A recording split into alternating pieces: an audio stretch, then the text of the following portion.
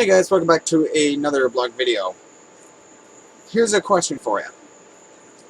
When a car insists on merging into a lane with their truck when there's not very much space and causing an accident, who's at fault? This is a video that I found on the Muscle Horsepower Facebook page, which popped up on a related video. So I'm going to go ahead and show you the video. Yes, I'm using Open Broadcaster software, so let's go ahead and view the video. So here we are with the trucker here. Nissan Altima getting over to overtake the truck in front. Now this idiot here, not really all that much space, and the trucker speeds up, but the driver still insists on coming over and basically pushing the truck off the road, and then the car gets caught up in a fuck up here. Car gets hit, almost hits that truck gets out of the way, and saw someone right up there doing some reckless driving. I'd love to know which state this came from. And then right here is where both vehicles had stopped, and if you go back a little bit,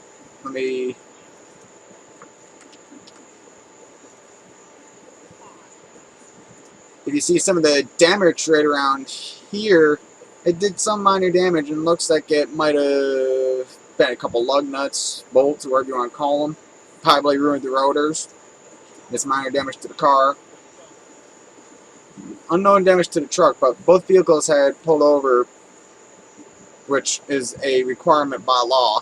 So, because if you leave a scene of an accident, you could possibly get charged. So, let's go ahead and examine some of this.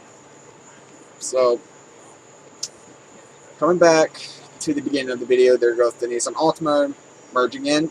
Something like that is a fair amount of space here. This car right here, the Volkswagen. Okay, so let's go ahead and freeze here. Truck right here. Car right over here. Car has turn signal on. Car insists on merging over. Car continues. Smacks into the truck. As you can tell right here. Let me move my self here. Car slides in front of said truck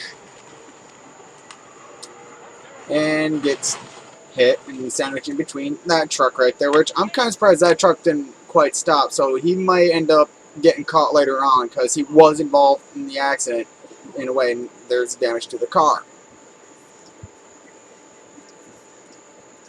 So let me ask you this. Who's at fault here? Well, many of you will probably say it's the driver in the Volkswagen. I have to disagree with that on two counts.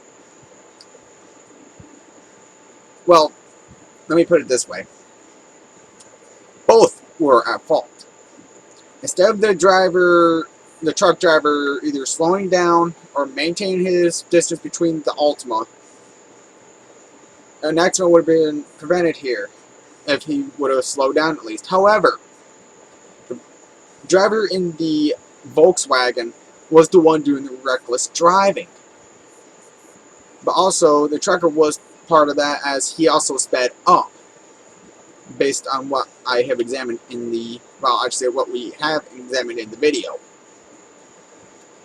So, Volkswagen continues to insist on coming over to the same lane the truck is, and there's literally no distance in between the Altima and the truck. The Volkswagen should have slowed down and waited for that truck to pass before going into his lane. Granted, yes, she did use a turn signal, but that does not give that driver the right of way to merge into the other lane, especially when there's a big truck right next to it. And with little distance like that, is extremely risky. Because if the truck needed to slow down but couldn't because he might have been hauling a heavy load, and something like that could end up in a fatal accident. This is something that we need to pay more attention to. I mean, it's just bullshit how that Volkswagen driver drove the way that he or she did. But the truck driver also had sped up. So if either one would have slowed down, it would have prevented an accident. So both are at fault here. That's all I have to say. Some people are just idiot drivers. I mean, as for truck drivers, if they're going slow, they should be in the right lane. And the ones that just need to pass, go into the left lane. I mean, it's just screwed up. Go get to it and subscribe. I'll have the link of this video in the description.